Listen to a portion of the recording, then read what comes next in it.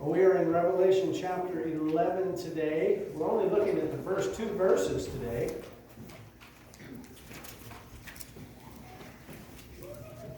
Revelation chapter 11, verses 1 and 2.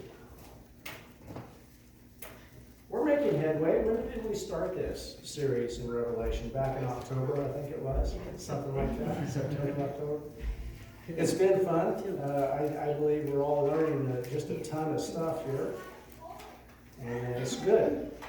It's good to go through this book. We never have done it before, or at least I never have studied it like this before. And so I'm finding it incredible, and I hope you are too. Some of it you might find a little bit boring, or what's that have to do with me, and kind of mindset. But just keep in mind we're reading about a lot of different things in Revelation. Some history, we're reading about some future events, or at least being able to apply them. And then, of course, we're reading a lot about future events. So we're in chapter 11, verses 1 and 2. Then there was given me a measuring rod like a staff. And someone said, "Get up and measure the temple of God and the altar and those who worship in it. Leave out the court which is outside the temple, and do not measure it, for it has been given to the nations, and they will tread underfoot the holy city for 42 months." So we are still in this, what they call a parenthetical period. It began back in chapter 10. It's basically, we're in the middle of this pause in the action and the activities of the tribulation judgments. As we come to Revelation 11, we've arrived at one of the most difficult passages in the book of Revelation. It's hard to understand, but keeping two thoughts in mind will help us as we study these verses. First, we're on Jewish ground. That's the first thing. The images and terminology are Jewish in nature. These verses deal with the future people of Israel. Number two, we're dealing with future events. Some theologians take these verses and try to make them fit the past. Some even try to make them fit into the present. It seems to me that the only way they fit is into the future. And what we're going to study today is a prophecy concerning the future temple of Jerusalem. I really enjoyed our Sunday school Bible study this morning, Norm, because I get to touch on some of that today in my lesson. Isn't it fascinating how God does that? Amen. He does it a lot, you know, and I mean, you're in Luke. You're in the Gospel of Luke. Here we're in the book of Revelation, and you're going to see the correlation of it all. It's just, you know, the Word of God is extraordinary in levels that you and I just really can't comprehend. But when we get a little glimpse, we go, that makes sense. So with all this in mind, let's examine John's words concerning the future temple. I want you to see that this prophecy contains some very specific visions of the future of the Jewish people. So let's study together this Tribulation Temple. Verse 1, when John mentions the temple, he's referring to a place dedicated to Jewish worship. The Jews have been without a temple now for 2,000 years. This verse makes it crystal clear that a new temple will be built there, though, in Jerusalem. First, let's look at a little bit of history concerning the temple. For some 500 years, from the time of Moses to David, the people of Israel worshipped a God at the tabernacle. And that was something that they could take down and put up, and went through the desert with the 40 years out in the desert. And Moses had the instructions then to build it, and that went with Israel. And so that took place, and so they had this tabernacle. It was where they carried out all their sacrifices. It was there that the priests made intercession for the sins of the people. It was there that Israel sought their God. Well, before David died, he expressed a desire to build a permanent house of God, one that's on a foundation. a temple where God's presence could dwell. You can read that in 2 Samuel chapter 7. But God refused to let David do that. He wouldn't let David do that because David was a man of war. And so God said, no, you're not going to do it. You can read more about that in Chronicles 28:3. The privilege of building the temple fell to David's son, Solomon. Everybody knows Solomon's temple, right? You've read about it, you've heard about it. It was the most beautiful temple that ever existed. And you can read more about that in 2 Samuel chapter 7. So David wasn't allowed to build the temple, but he was allowed to begin to accumulate all the materials needed to build the temple. And so he began bringing stuff in from all over the known world at that time to make things available and necessary for construction. And that's in 1 Chronicles 22. So before David died, he charged Solomon to build this temple, according to 1 Chronicles. So Solomon built the temple he was commanded to build by David, 1 Kings chapter 6. It took 7 years to complete the building. What's 7? Completion, right. God's number of completion. So 7 years. When it was finished, it was dedicated to the Lord with a lavish sacrifice. Now, try to get your mind around this because I can't hardly do it. 1 Kings 8:63 says, 22,000 oxen, 22,000 oxen, and 120,000 sheep were offered to the Lord at the temple dedication. That's a lot of animals. That's a lot of blood. That's a lot of meat, huh? That's a big barbecue. When these people made sacrifices, they didn't fool around, did they? At this dedication, the Ark of the Covenant was brought from the tabernacle, that temporary place, into the temple. And God demonstrated his approval of this house of worship by filling it with his Shekinah glory. You can look that up in 2 Chronicles chapter 7. They knew the presence of holy God was there.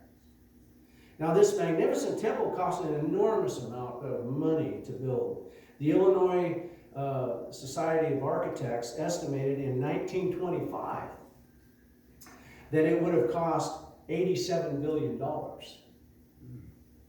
If that temple were built today, it would cost somewhere around $500 billion just for that temple. Isn't that fascinating? This temple building dominated the Jerusalem skyline. It was just beautiful, magnificent. And you can actually go online, and I've done it in the past. I didn't do it recently here, but there's just some fabulous pictures, drawings and pictures of Solomon's temple and just how extravagant it was. Well, in 538 BC, this temple was destroyed by the Babylonian king. Remember his name? Nebuchadnezzar. It was destroyed. The Jews were taken into captivity into Babylon at that time. Well, some were allowed to return to Jerusalem around 490 BC, and the temple was actually rebuilt by this guy's name, if I can pronounce it right, Zerubbabel. I have a hard time with that one. Well, so it was rebuilt, but this temple was not nearly as elaborate as the first one. The prophet Haggai writes, "Who is left among you that saw this house in her first glory? And how do you see it now? It is not in your eyes in comparison of it as nothing." And you can read that in Haggai chapter 2, verse 3. Ezra adds this insight regarding the rebuilding of the temple. But many of the priests and Levites and chief of the fathers, who were ancient men that had seen the first house, when the foundation of this house was laid before their eyes, wept with a loud voice, and many shouted aloud for joy. So it was rebuilt, but not nearly what Solomon's temple was. Well, this particular temple here was also destroyed. In 168 BC, Antiochus Epiphanes desecrated the temple by slaughtering a sow on the altar and demanding that he be worshipped as God. That's a foreshadow of the Antichrist, isn't it? Okay? So he dismantled the temple, wrecked it, tore it down. And in an effort, though, to gain support of the Jews, Herod the Great rebuilt this temple in around 6 BC. So now we're talking about a third temple. Herod's temple took some 46 years to build. It wasn't near as grand as Solomon's temple, which obviously had the hand of God upon it. It only took 7 years. This one here, though, Herod takes for reasons that are not so great, because he's rebuilding the temple in order to gain the Jewish people's acceptance. So he's doing it for other reasons, not just to worship God. Well, it takes him 46 years to do it. That's what happens when man versus God. You know, you can still get some of the things done maybe, but it might take you forever. John 2:20, and it was far grander than the second temple had been. So it was greater than the second temple, but not near as great as the first. It would have been Herod's temple where the Lord Jesus worshiped and preached. We were talking about that this morning.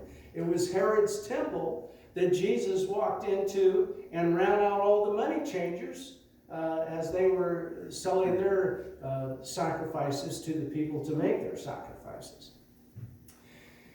Well, this temple was also slated for destruction. Jesus prophesied that this temple would be destroyed. We were talking about that this morning. Jesus even said when he was coming in on Palm Sunday there, he wept because the people didn't get it. And he said that if these people keep quiet, as the Pharisees told them to shut up, the stones themselves will cry out.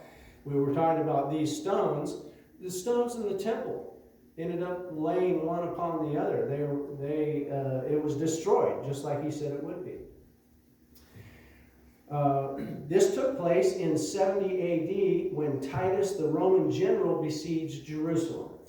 And during that siege, which lasted from 66 AD to 70 AD, some 1 million Jews were killed. It was said that Titus crucified so many Jewish men during that siege that they ran out of wood to make new crosses. They ran out. The roads were literally lined with crosses occupying the rotting remains of the Roman victims. Millions. Just slaughtered. Well, when Jerusalem fell in 70 AD, the city was destroyed. The temple was utterly demolished. All the remains of the ancient temple, only thing that remains there now is part of the western Wailing Wall. It's still there to this day. And I really like Norm's homework he did on this too, is that they cleaned it up so well that they could literally run a plow through the middle of the city. So it was demolished. It was completely obliterated, completely wiped out. The only thing left standing was part of this wall. And Orthodox Jews go there every day to pray right now. They believe that all their prayers ascend to heaven and by means of Jerusalem. That's what they believe. So they write their prayers on paper, stuff it in the cracks of the wall. Jews from around the world can actually email their prayers to Jerusalem. And these prayers are printed and taken to the Wailing Wall. So that's enough of the history lesson there. Currently, the Jews have no temple. Okay, there's nothing there. But that's going to change in the near future. When John mentions the temple in verse 1, he's letting us know on the truth there that the temple must be built in Jerusalem. It might surprise you to learn that some people are already making preparations for such an event. So let's take a quick look at what the Jews are doing to get ready. One problem that has always stood in between the Jews and their new temple is the Mosque of Omar, or the Dome of the Rock, it's called. This is the third holiest site for the Muslims. It was completed in 691 AD. Inside the dome is this great rock. Muslims believed their false god Muhammad ascended into heaven from this rock. That's what they believed. They believed that Muhammad talked with Moses and returned to earth with the prayers that all Muslims are supposed to pray. So for many centuries, it was believed that the Dome of the Rock was built on the site of the original temple. It was believed that the Dome of the Rock would have to be demolished, have to be torn down before the new temple could be rebuilt. So you can imagine the clashing that's gone on. But recent excavations revealed that the ancient temple was actually about 100 yards north of the Dome of the Rock site. So a new temple could be built without disturbing the Muslim holy place. Or many would call it the cult of the Muslims. It's a false god, not Jehovah.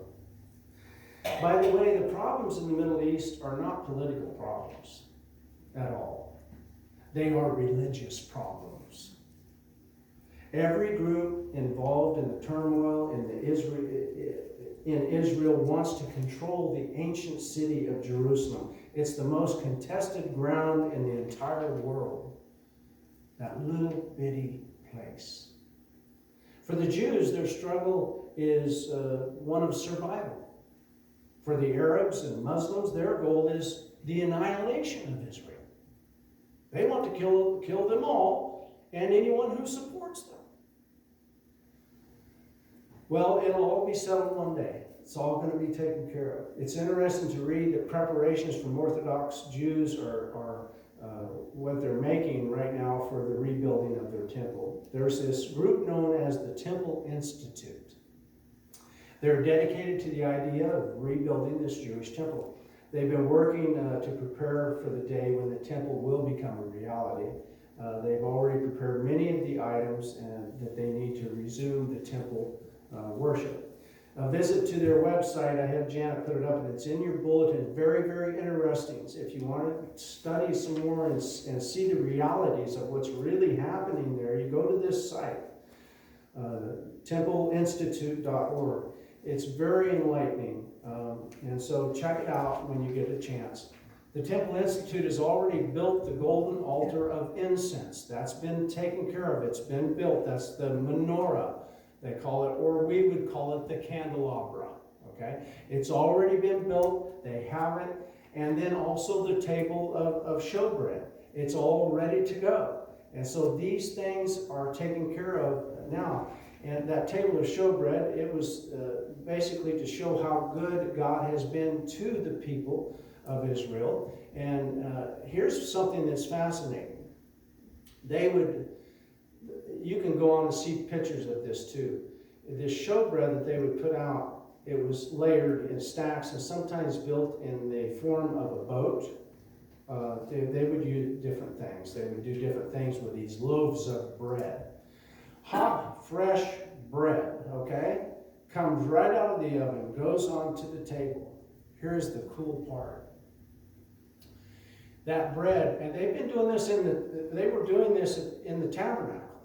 You know, out in the desert, they were doing this. They were very passionate about keeping these ordinances. That bread would stay hot and fresh for 7 days. Isn't that something? You know, God has his ways. God has his way. I mean, some of us scratch our head and say, there's no way. Well, there is way. I mean, how many sandals wore out over that 40-year period? Think about that. None. None. They never replaced their shoes. They didn't have to. Why? Because they didn't wear out. Wow. It's just the fascinating, cool stuff about how God works is just incredible. It just makes you go, wow. And of course, the feeding, you know, with the manna and all that. So all that took place. They've also reconstructed most of the garments worn by the high priest. Okay, that's pretty close. They've also produced many of the instruments used by the Levites in temple worship. So the day is coming when the Jews are getting ready. They know that a new temple will indeed stand in Jerusalem one day soon.